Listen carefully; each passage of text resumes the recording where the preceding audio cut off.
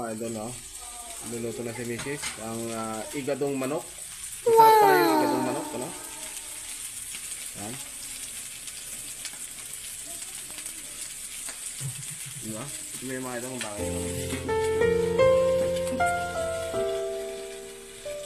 Siyempre, ang sahog na mga idol na.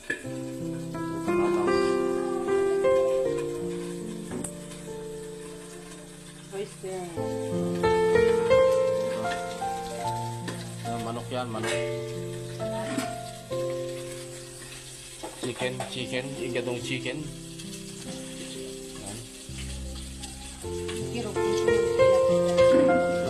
Masaw-saw namin lagi yan.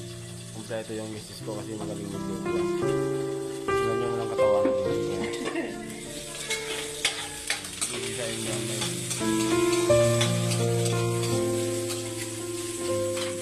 Yun yung magluto yan. Dahil mataas yung ginawa kong ano.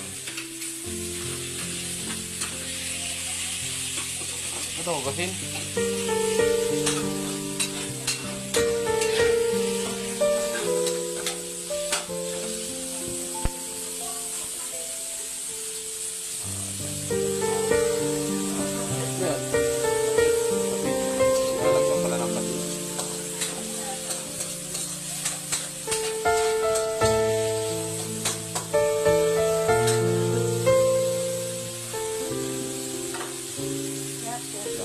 Mo maigi para hindi malansa. At lalagyan niya siyempre ng bitchin.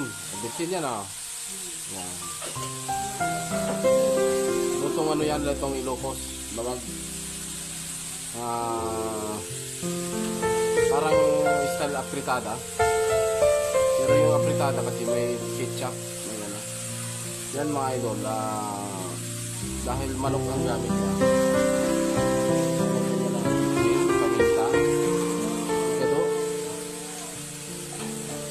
Lalagyan ng green peas yan. Siyempre hindi mawawala yung siling siling lagyan ng laurel yan.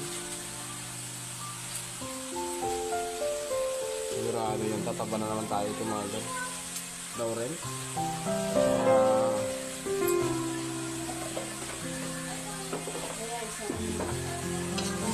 Mekos mo guys ya.